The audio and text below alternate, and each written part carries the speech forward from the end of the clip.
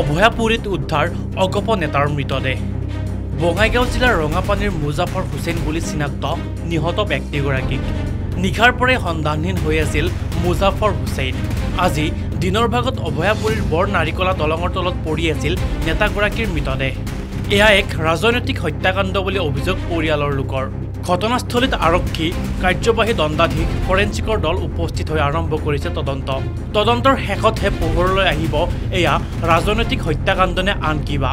নিহত অগপ নেতাগৰাকীৰ পত্নীয়ে বিগত পঞ্চায়ত নিৰ্বাচনত প্ৰতিদ্বন্দ্বিতা কৰি পৰাজয় হৈছিল।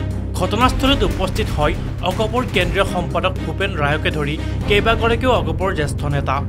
অগপৰ জ্যেষ্ঠ নেতাগৰাকীৰ হত্যাকাণ্ডই শোকৰ ছাঁ পেলাইছে অঞ্চলজুৰি। ৰাতি ৯টা বজাত ঘৰৰ পৰা ওলাইছে, কিবা কাম আছে বুলি কৈছিলে, যে কাম আছে মই আকৌ ঘূৰি আহিম। তাৰপিছত মানে 12টা বাজিছে, ঘৰৰ পৰা মোৰ চাচি আছে, তাই ফোন কৰি আছে, ৰিচিভ নকৰে আৰু নকৰে। পিছত দিনতো মই বহুত চেষ্টা কৰিছোঁ, ঘৰৰ পৰা মাৰছে, বিচাৰিছে, পোৱা নাই। পিছত 12টাৰ পিছত খবৰ পাইছে যে ইয়াতে কাইবা মৰি আছে। পিছত তাই চালোঁ যে মোৰ আংকেল। আজি ৰাতিপুৱা মানে 12টাত খবৰ পালোঁ। কাইবা মাৰ্ডাৰ কৰিছে। এটা ঘৰ অৰিজিনেল ঘৰ হৈছে ৰাঙাপানী। মুজাফৰ হুছেইন। তাই প্ৰতিনিধি কৰিছে ইলেকশ্যনৰ পাৰপাছত। এইবাৰ প্ৰতিনিধি দিছিলে, হোৱা নাই, জয় হোৱা নাই। হয় হয়, এইবাৰ মানে এই মেম্বাৰ খেলিছিলে কিন্তু জয় হোৱা নাই। এই আপোনাৰ কিবা কয় ৰাঙাপানী পঞ্চায়ত, ৰাঙাপানী। কিন্তু ইয়াতে বাইবুৰী ৰৌমাৰী মছজিদৰ ওচৰত থাকে, তাতে ভাড়া ঘৰ আছে, তাতে থাকে। মোটামুটি 32 বা 30 এনেকে হ'ব। ৰাজনৈতিক কাৰণত কিবা হয় হয়, এনেকে হ'ব। বেলেগতো আৰু কোনো শত্ৰু নাই না। নাই, কাজিয়া এটা যে নাই মানে সেনেকা মই ক'ব নোৱাৰিম, কাইবা আছে। কিন্তু এটা ফুল মানে এই মাৰ্ডাৰ যে হৈছে, এটা ইলেকশ্যনৰ ক্ষেত্ৰতে হ'ব চাগে, যিহেতু তাৰতো বাহিৰে কোনো শত্ৰু নাই। কথা এইখিনি দিওঁ। এতিয়া নেতা বিচাৰো, কাইবা মাৰ্ডাৰ কৰিছে, এটা আমাৰ উচিত বিচাৰ লাগে। আমি এইখিনি বিচাৰো, আপোনাৰ লগত তৃপ্তি ক'লো।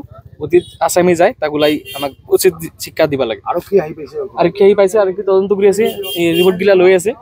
এতিয়া তদন্ত পিছত ওলাই যাব। আৰু 32 এনেকে হ'ব। বৰ্তমান মানুহজন ক'ত থাকিছে? এইবুলি ৰৌমাৰী মছজিদৰ ওচৰতে। ঘৰত তাৰ ৱাইফ আছে, তাৰ এটা ছোৱালী আছে আৰু তাই। হয়, আজি এইটো অঞ্চলত বৰঘোলা থানাৰ আণ্ডাৰত এইটো অঞ্চলত এটা ডেড বডি পোৱা গৈছে। আমি আহিছোঁ, পুলিচ টিম আহিছে, তাৰ লগতে আমাৰ ফৰেঞ্চিক আৰু অন্যান্য যিখিনি ইনভেষ্টিগেশ্যনৰ কাৰণে হেল্প থকা গোটেইখিনি আমি বস্তু আনিছোঁ। ইনভেষ্টিগেশ্যন ষ্টাৰ্ট হৈছে জাষ্ট। এতিয়াতো প্ৰিলিমিনাৰী যিটো আমাৰ এনকুৱাৰী বা এইটো ইনভেষ্টিগেশ্যনত, সেইটোৱে তেনেকুৱা আমাৰ সন্দেহ হৈছে। আমি সেইকাৰণে গোটেইখিনি যিখিনি চাইণ্টিফিক এভিডেঞ্চ আমি কালেক্ট কৰিছোঁ। অভয়াপুৰীৰ পৰা Abhijit Medhi, news desk report.